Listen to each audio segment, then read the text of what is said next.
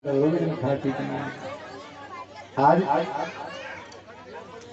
आदरणीय सुखदेव स्वामी कहते हैं, परीक्षित, यहाँ से मैं तुम्हें चंद्रवंश का निरूपण करूंगा जो बहुत सुनने की बात है कि यथात है श्वेतां राजन वंश है सोमस्य पावनः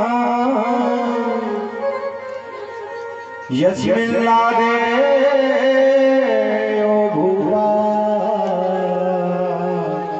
कीर्तनते पुण्य कीर्तन। बहुत सुंदर सुनने की बात। सुखदेव स्वामी कहते हैं कि देखो, नारायण के पुत्र ब्रह्मा हुए और ब्रह्मा के पुत्र है अत्रि और अत्रि के पुत्र हैं श्रीमान चंद्रमा। चंद्रमा के पुत्र हैं बुध और बुध के पुत्र हैं पुरुरवा और इन्हीं पुरुरवा के वंश में 6 पुत्र हुए, आयु, शतायु, सत्यायु, रय, विजय और जय। एक से एक परम तेजस्वी संत हुआ इस वंश में। सज्जनों, बहुत पवित्र वंश है जिसमें मेरे गोविंद ने जन्म लिया। एक से एक पवित्र राजा इसमें हुआ।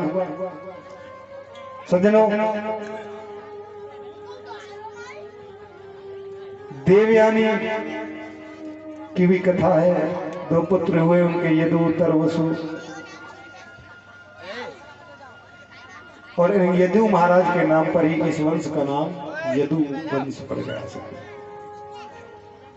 एक और राजा इस वंश में हुए जिनका नाम है रंतिदेव। बहुत सुंदर कथा है, ध्यान से सुनना, बात नहीं करना है। बहुत सुंदर कथा। आदरणीय सुखदेव स्वामी कहते हैं, परीक्षित, रंतिदेव नाम के राजा इस वंश में हुए, लेकिन चंद्रवंश के जो पूर्व राजा थे उन्होंने बहुत पाप कर्म किए और उस पाप कर्म का परिणाम ये हुआ कि रंतिदेव जी का जो साम्राज्य था उसमें अकाल पड़ गया। एक बूंद बारिश की नहीं आई जमीन तक। 12 वर्ष हो गए लेकिन एक बूंद जल की पृथ्वी तक नहीं आई। ऐसा दुर्भिक्ष अकाल पड़ गया।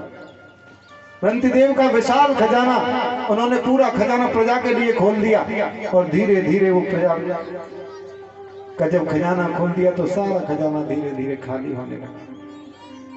सुखदेव स्वामी कहते हैं कि परीक्षित, एक दिन ऐसी परिस्थिति आ गई कि केवल 250 ग्राम चावल उस विशाल खजाने में बचे। पूरा खजाना खाली हो गया, केवल चावल थोड़े से बचे हुए हैं। रंतिदेव ने अपनी पत्नी को वो चावल ला करके दिए।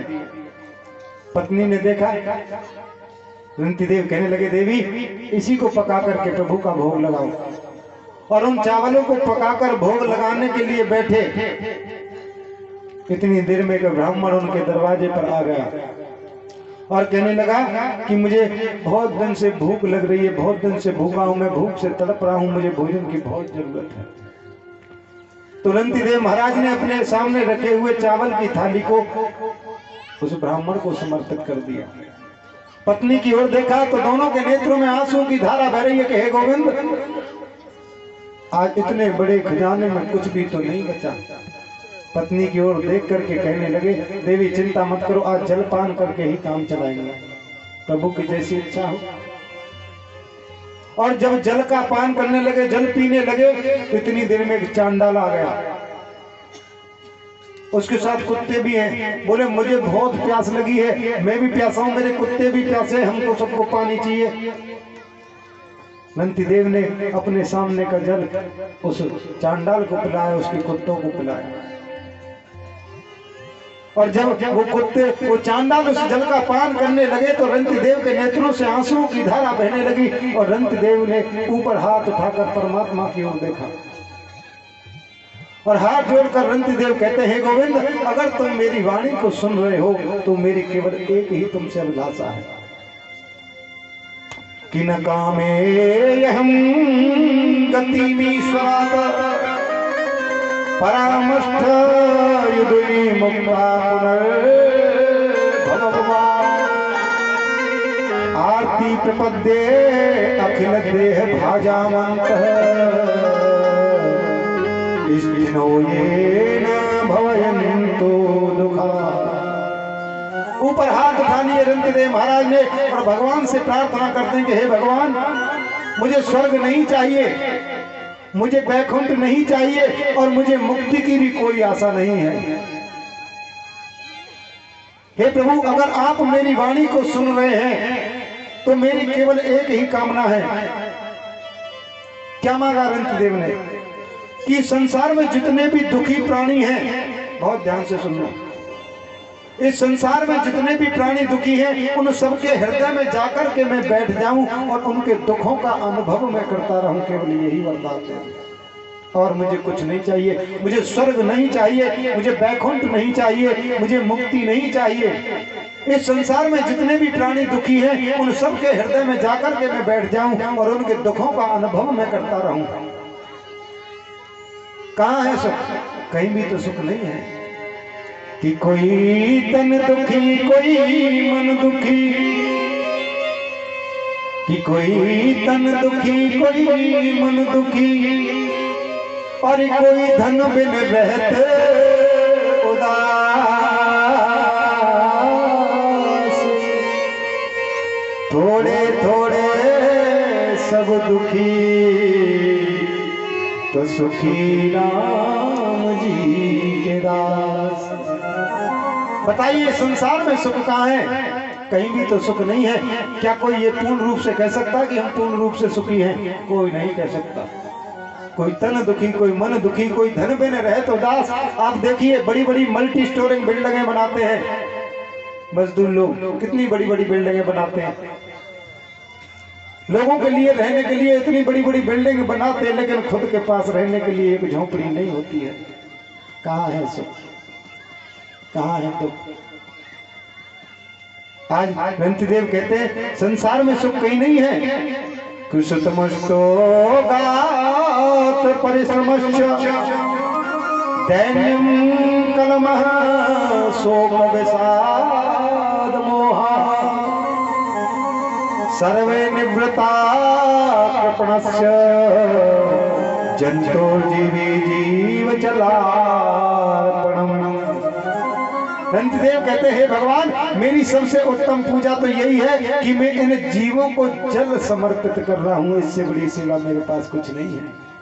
इन प्यासे जीवों को मैंने जल पान कराया, यही मेरी सबसे बड़ी सेवा है। और मैं किसी पूजा को नहीं मानता कि माल कितना दीजिए, कि दाता इतना दीजिए, और जामे कुटुंब समाज मैं भी भूखा ना रहूं और साधु न भूखा जाए। और कोई कामना नहीं है। हे परमात्मा, इतना केवल मुझे प्रदान करो कि मैं भी भूखा ना रहूं। अगर मेरे दरवाजे पर कोई अतिथि आ जाए तो वो भी मेरे दरवाजे से भूखा नहीं जाए। ऊपर हाथ उठा करके भगवान से प्रार्थना करने लगे रंतिदेव, तो सज्जनों बहुत जोर के काले काले बादल उमड़ कर आने लगे। आकाश में बिजलियां तड़कने लगी और मूसलाधार बारिश होने लगी। सुखदेव स्वामी कहते परीक्षित, ये जो ब्राह्मण हैं, ये जो चांडाल हैं, ये जो कुत्ते हैं, ये कोई और नहीं है, ये स्वयं परमात्मा रंतिदेव महाराज की परीक्षा लेने के लिए आए हैं। चांडाल के रूप में, ब्राह्मण के रूप में परीक्षा लेने के लिए आए हैं। और आज मूसलाधार बारिश हुई सके।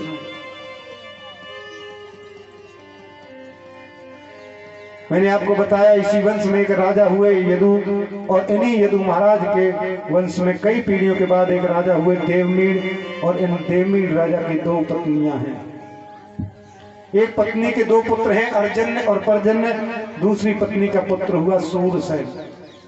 अर्जन पर्जन्य के 9 पुत्र हुए, जिन्हें हम नवनंद कहते हैं, जो कि गोकुल में रहते हैं। नंद बाबा आदि जो भाई हैं वो 9 भाई हैं, जिन्हें हम नवनंद कहते हैं, और वो गोकुल में वास करते हैं। और दूसरी पत्नी का बेटा है सूरसेन। सूरसेन के पुत्र वसुदेव आदि हुए। सुखदेव जी कहते हैं राजन वसुदेव जी की 7 पत्नियां हैं। वसुदेव जी की कितनी पत्नी है? 7। कौन कौन सी? कि देवकी, रोहिणी, गौरवी गौरवी रोहिणी भद्रा मदिरा रोचना इला देवकी प्रमुखा आसन पतन्य आनक दुंदुभे। वसुदेव जी का एक नाम और है क्या? आनक दुंदुभी, पतन्य आनक दुंदुभे। आज कौन कौन सी है? गौरवी, रोहिणी, भद्रा, मदिरा, रोचना, इला और देवकी। ये 7 पत्नियां हैं वसुदेव जी की। और इनमें सबसे छोटी है महारानी देवकी। दूसरे नंबर की जो पत्नी है वो है रोहिणी। रोहिणी को पुत्र जल्दी नहीं हुआ।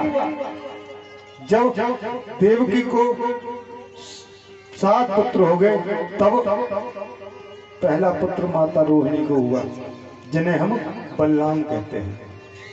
बलराम जी भी कई भाई हैं, बल, गद, सारण, दुर्मद, विमल, ध्रुव आदि ये बलराम जी के भाई हैं।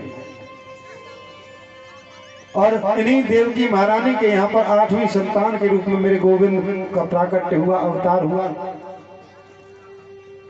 मथुरा में जन्म लिया, गोकुल में पल्ला झूला, उसके बाद वृंदावन पधारे, वहां से लीला करने के बाद मथुरा आए, वहां से मथुरा से फिर द्वारका चले गए। वहां उन्होंने बहुत से विवाह किए, 16,108 विवाह किए। कौरव पांडवों का युद्ध कराया। उद्धव जी को उपदेश करने के बाद कृष्ण अपने धाम को चले गए।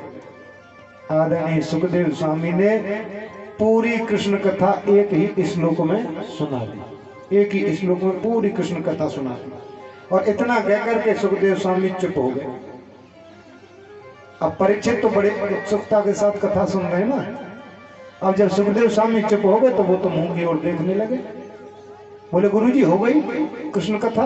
बोले हाँ अभी सुना तो जी। अभी नहीं सुनाई? कहा मथुरा में जन्म लिया, गोकुल में पल्ला झूला, वृंदावन में लीला की, मथुरा चले गए, फिर द्वारका चले गए, विवाह हुई। पूरी कृष्ण कथा तो सुना दी। पूरी कृष्ण कथा सुना दी। हाँ बोले पूरी।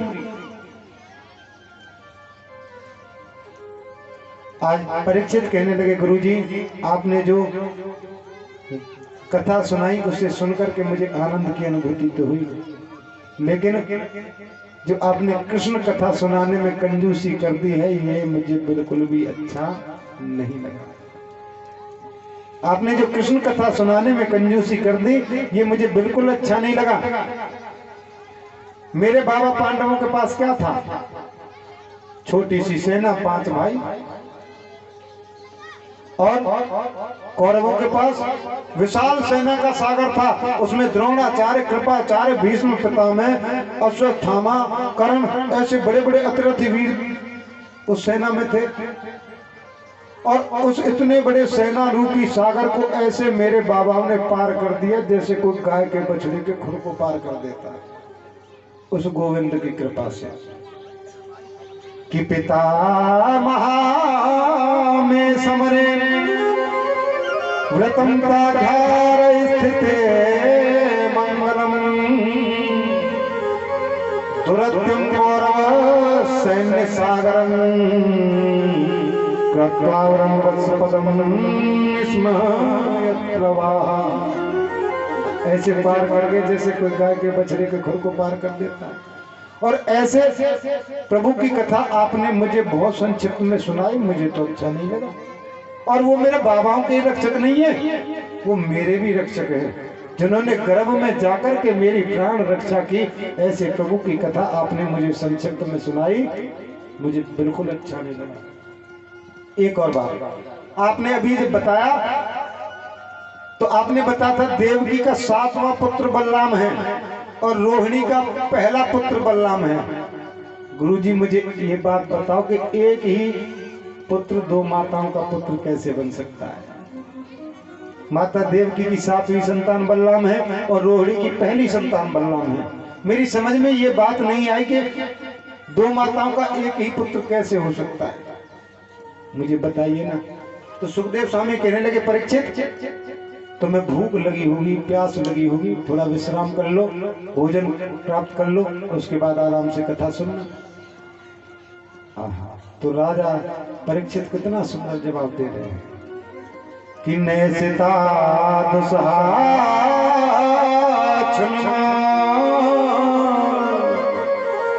तयोदम विवादते पिबतं तन्नमुखा भोज सुतम हरि कथा। हे गुरु जी, मुझे भूख नहीं लगती है, मुझे प्यास भी नहीं लगती है, और आप ये मत समझना कि मैं अभिमान से कह रहा हूं, आप ये मत समझना कि मैं अभिमानवश कह रहा हूं कि मुझे भूख प्यास नहीं लगती। भूख प्यास को जीतना किसी के बस की बात नहीं है। ये उस भूख प्यास का ही कारण है कि मैंने एक राजा के गले में मरा हुआ सर्प डाल दिया और उन्होंने मुझे 7 दिन में सर्प दंश से मरने का श्राप दे दिया, और आप मुझे कथा सुनाने के लिए आए। ये उस भूख प्यास का ही परिणाम है। राजन, तुम्हारी नैतिक बुद्धि तो वासुदेव की कथा में लग चुकी है। हे गुरुजी, आपके जो मुख से अमृतमयी कथा का पान मैं कर रहा हूं ना, उसकी वजह से मुझे भूख प्यास नहीं लगती। मैं ये नहीं कहता कि मैंने भूख प्यास को जीत लिया है। अगर किसी को रसगुल्ला खाने के लिए मिल जाए तो गुड़ खा सकता है वो। एक तरफ रसगुल्ला रखे हो और एक तरफ गुड़ रखा हो, तो क्या खाएंगे? पीछे वाले कछु ना खाएंगे का भैया? अरे कछु तो बता, गुड़ खाएंगे का रसगुल्ला खाएंगे? रसगुल्ला खाएंगे। किसी को अगर रसगुल्ला खाने के लिए मिलता है तो वो गुड़ नहीं खाएगा। गुरुजी, आपके मुख रूपी चंद्रमा से जो अमृतमयी कथा का मैं पान कर रहा हूं, उससे मेरी भूख प्यास दोनों समाप्त हो गई। आप मुझे विस्तार से सुनाइए कथा। आदरणीय सुखदेव स्वामी कहते, परीक्षित, पृथ्वी पर जब जब ज्यादा पाप बढ़ता है, दुष्टों का ज्यादा बोलबाला हो जाता है। कि जब जब हो धर्म की हानि, जब जब हो धर्म की हानि, बाढ़ी असुर अधर्म अभिमानी, बाढ़ी असुर अभिमानी। हो जब जब हो धर्म की हानि, गाइए भाव के साथ, बाढ़ी असुर अधर्म अभिमानी, बाढ़ी असुर अभिमानी। हो तब तब धरे प्रभु विविध शरीरा, तब तब प्रभु विविध शरीरा, हरि कृपाल सजन पीरा, हरि कृपाल सजन पीरा। जब जब हो धर्म की हानि, जब जब हो धर्म की हानि, बाढ़ी असुर अधर्म अभिमानी, बाढ़ी असुर अभिमानी। तब तब धरे प्रभु विविध शरीरा, तब तब धरे प्रभु विविध शरीरा, हरि कृपाल सजन पीरा, हरि कृपाल सजन पीरा, हरि कृपाल सजन पीरा। सुखदेव स्वामी कहते हैं, राजन, जब जब इस पृथ्वी पर दुष्टों का बोलबाला बढ़ता है, तब तब धर प्रभु विविध शरीरा, हर है कृपा निधि सज्जन पीरा। तब तक मेरे प्रभु विविध रूप धारण करके अवतरित होकर के आते हैं। आज सुखदेव स्वामी कहते हैं, परीक्षित पृथ्वी देवी ने गाय का रूप धारण किया और सीधे देवताओं के पास पहुंच गई और कहने लगी, हे देवताओं, अब मुझसे बर्दाश्त नहीं होता है। देवताओं ने कहा, देवी आपको चिंता करने की जरूरत नहीं है। पृथ्वी देवी कहती है कि अगर इसी प्रकार मुझ पर पाप बढ़ता रहा तो मैं रसातल में डूब जाऊंगी। देवताओं ने ब्रह्मा जी से कहा तो ब्रह्मा जी बोले, चिंता मत करो, मैं अभी भगवान से बात करता हूँ। और ब्रह्मा जी ने आंखें बंद करके भगवान से वार्ता की और देवताओं से कहने लगे, हे देवताओं, हे माता पृथ्वी, आपको प्रलय में जाने की जरूरत नहीं है। मैंने भगवान से बात कर ली है कि वसुदेव ग्रहे साक्षात भगवान पुरुष जनिष्यते तत्प्रियार्थम संभवन्तु सुरस्त्रियः। ब्रह्मा जी कहने लगे, देवी तुमको प्रलय में जाने की जरूरत नहीं है। वासुदेव ग्रहे साक्षात भगवान पुरुषः परः। मथुरा में एक वसुदेव नाम के राजा होंगे, उनके यहाँ पर मेरे प्रभु कृष्ण रूप में अवतरित होकर के आएंगे, चिंता मत करो। गोकुल में नंद जी की भार्या है यशोदा, और यशोदा जी के यहाँ पर प्रभु की जो माया है वो चिन्मयी माया पुत्री के रूप में अवतरित होकर के आएंगे। लेकिन हे देवताओं, हमारा भी कोई कर्तव्य है। ब्रह्मा जी देवताओं से कह रहे हैं, प्रभु अवतार लेकर के जा रहे हैं तो हमारा भी कर्तव्य है कि हमें भी उनका सहयोग करना चाहिए। आज मथुरा के बड़े यशस्वी राजा हैं जिनका नाम है उग्रसेन। ऐसा वर्णन आता है कि उग्रसेन को कोई पुत्र नहीं था। पुत्र कामेष्टि यज्ञ किया तो उनकी पत्नी गर्भवती हो गई और एक दिन वो वन में विहार करने के लिए गई। उग्रसेन महाराज की पत्नी जो गर्भवती है और वन में विहार करने गई तो द्रुमिल नाम के राक्षस की छाया उसके ऊपर पड़ गई और उन्होंने जिस पुत्र को जन्म दिया उसे हम कंस कहते हैं। लेकिन ब्राह्मणों ने कहा, राजन, ये बालक तो तुम्हारे वंश को नष्ट करने वाला होगा। तो महाराज उग्रसेन ने क्या किया, उसे लता पताओं में लपेटा कंस को और यमुना जी में बहा दिया। आगे भजन कर रहे थे सूरसेन जी महाराज, उन्होंने देखा, उठा लिया, अपनी पत्नी को लाकर दे दिया कि एक बेटा तो पहले से ही था हमारे पास, भगवान ने कितनी कृपा की, दूसरा और दे दिया। और धीरे धीरे कंस बड़ा हो रहा है, दोनों का लालन पालन हो रहा है। लेकिन रात्रि में नारद जी आए और आकर के बता दिया कि ये तुम्हारे माता पिता नहीं है, तुम्हें तो उग्रसेन ने लता पताओं में बहा दिया यमुना जी। रात्रि में उठ करके चला गया सज्जनों, और उसने बहुत समय तक तपस्या की। भगवान शिव ने एक सुंदर धनुष दिया और कहा कि इस धनुष को नारायण के अलावा कोई तोड़ नहीं सकता है, और जो इस धनुष को तोड़ देगा वो तुम्हें छोड़ नहीं सकता है। बहुत बड़ी सेना एकत्रित कर लिया, घासुर, बकासुर, व्योमासुर, अरिष्टासुर, धनकासुर, बड़े बड़े राक्षसों को एकत्रित करके बहुत बड़ी सेना उसने बना ली और सीधे आकर मथुरा पर चढ़ाई कर दी। उग्रसेन जी को कारागार में डाल दिया और ढिढोरा पिटवा दिया कि आज से मथुरा में कोई पूजा पाठ नहीं करेगा, कोई भी यज्ञ नहीं करेगा, कोई भी पूजा नहीं करेगा।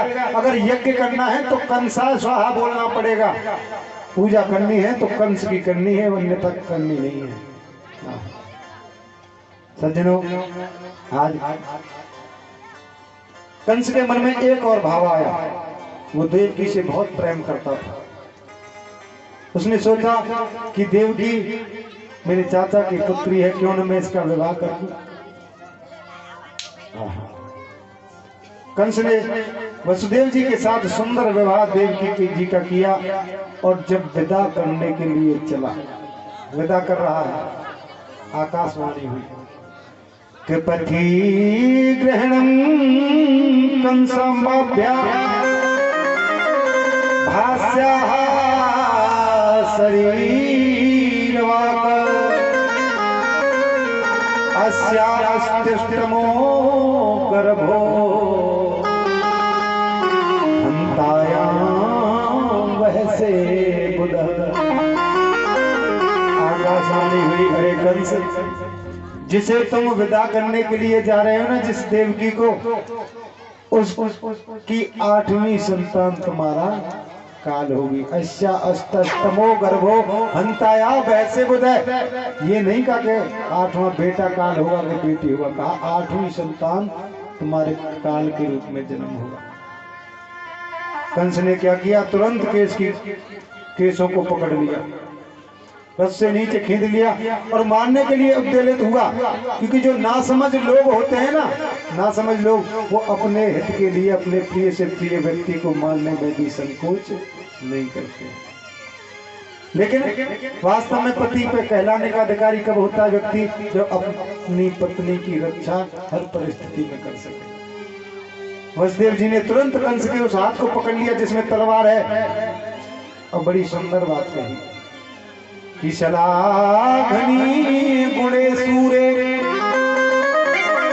अर भवान भोजयस्करः सैकथं भगिनी हन्यात स्त्री मुद्राहे परमणि। आप जैसे यशस्वी तेजस्वी परमवीर को एक स्त्री के ऊपर नंगी तलवार लेकर के, ये ठीक नहीं है। और इस समय ये तो लक्ष्मी स्वरूप है, इस समय आपने इनका कन्यादान किया है, इस समय तो वैसे भी ये अवध्या हैं, इनका स्वरूप लक्ष्मी का है। बोले ये मेरे काल को जन्म देगी? तो वसुदेव जी कहने लगे, देखो बड़ी सुंदर बात है कि मृत्युंजन्मवाता वीर देहेन सहजायते अद्यवा सस्य प्रान्ते वा मृत्युवेटानि नाधो। एक बात आपसे कहें, दुनिया की हर चीज झूठी है। ये जितना भी संसार में हमको परिलक्षित होता है, ये सब मिथ्या है। अगर सत्य कोई चीज है तो वो है मृत्यु। अगर इस संसार में कोई चीज सत्य है तो वो है मृत्यु। जिसने जन्म लिया है उसे मरना अवश्य पड़ेगा, ये कन्फर्म है कि आया है सो जाएगा, कि आया है सो जाएगा। अरे राजा रंग फकीर कोई सिंहासन चढ़ चला, कोई बंधा गया जंजीर, कि कोई सिंहासन चढ़ चला, कोई बंधा गया जंजीर। जो आया है उसे जाना पड़ता है। एक व्यक्ति मर जाता, लोग कहते हैं बहुत अच्छा हुआ मर गया, तो रोज परेशान करता था।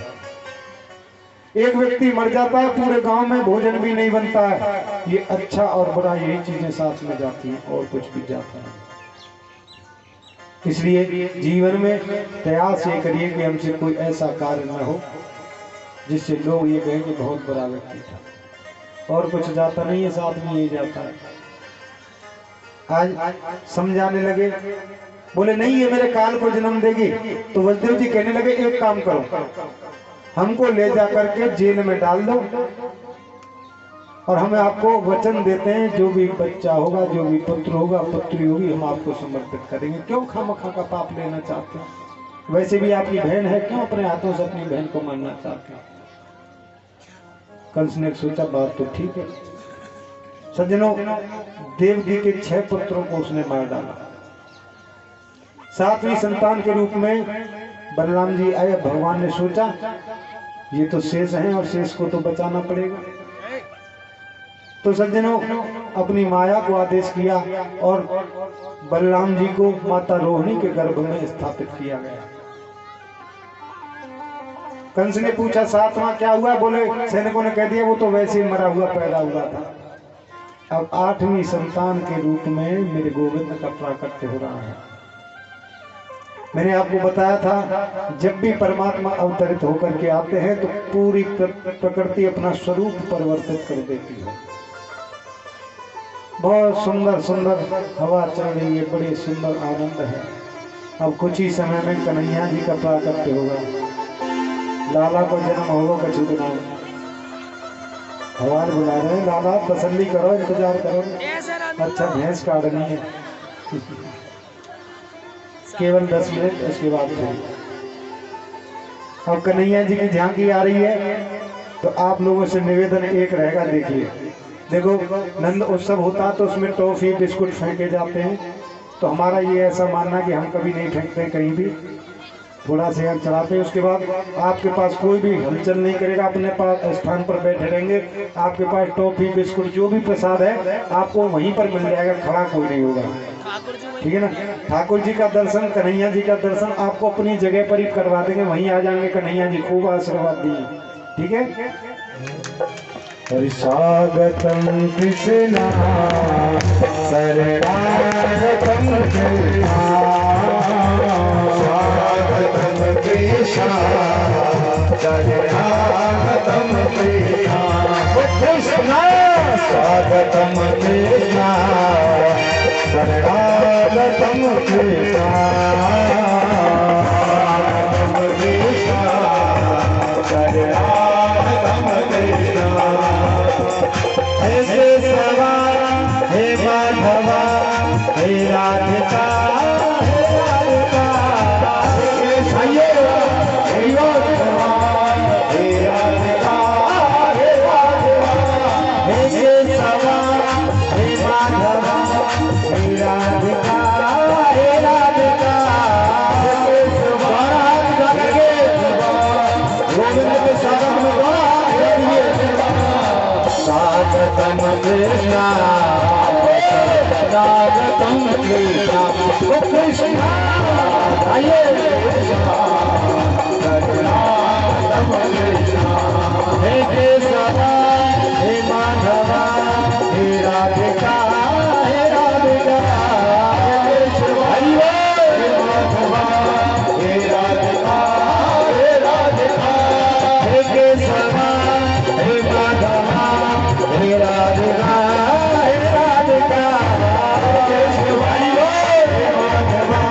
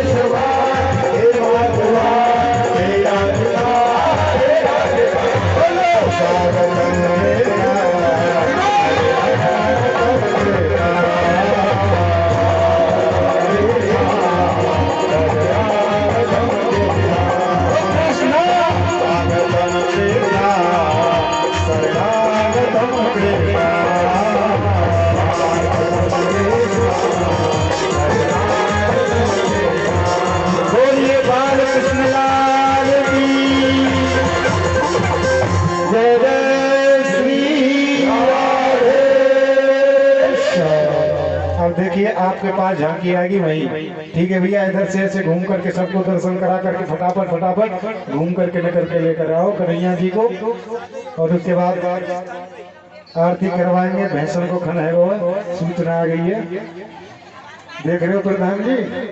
हाँ